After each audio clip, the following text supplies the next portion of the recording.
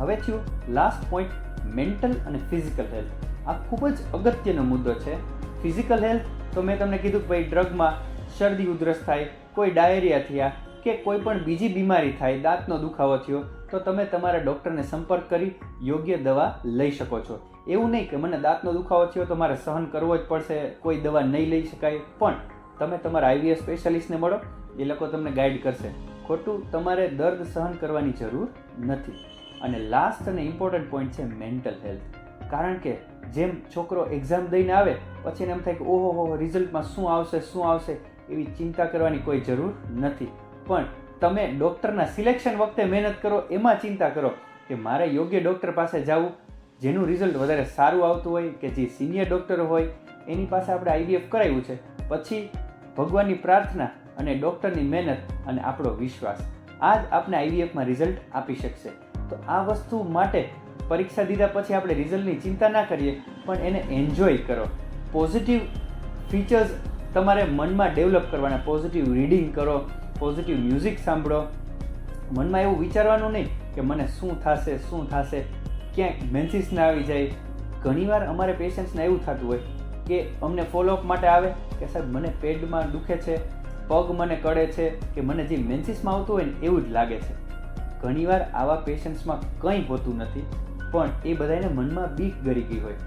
ત્યારે અમે સોનોગ્રાફી કરીને એને સાંત્વના આપતા હોય છે કે ચિંતા ન કરો, હજી દિવસ એના યોગ્ય એટલે કે એમ્બ્રિયો ટ્રાન્સફરના 15 કે 17 દિવસ પછી જ તમને પ્રેગ્નન્સીમાં પોઝિટિવ કે નેગેટિવ રિપોર્ટ્સમાં ખબર પડી શકશે. એટલે ઉતાવળ કરવાની જરૂર નથી. ઘણા એમ કે મને બીક લાગે છે, પણ તો આપણે બીજ આજે વાવ્યું હોય તો બીજને ખોદીને આપણે જોઈ ના શકીએ કે ઉગ્યું કે નહીં. એને આપણે ટાઈમ દેવો પડે. એટલે કે એમ્બ્રિયો ટ્રાન્સફર કર્યા પછી યોગ્ય સમયે જ આપણે રિપોર્ટ કરવાનું થાય. મેન્ટલ હેલ્થ માટે જે છેલ્લો અને અગત્યનો મુદ્દો છે, જેના વિશે આપણે થોડું ડિસ્કસ કર્યું, પરંતુ મારે એ કહેવાનું છે કે મેન્ટલી આપણે સ્ટ્રોંગ રહેવાનું છે, પોઝિટિવ એટીટ્યૂડ ડેવલપ કરવાનો છે, સારું વિઝ્યુલાઇઝેશન કરવાનું છે.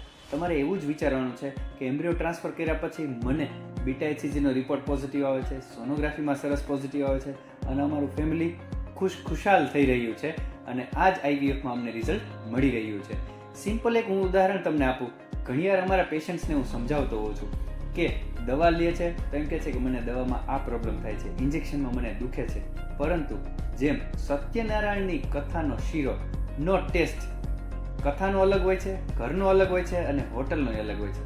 બધામાં કન્ટેન્ટ તો સેમ જ હોય છે, પરંતુ એમાં ભાવ અલગ હોય છે.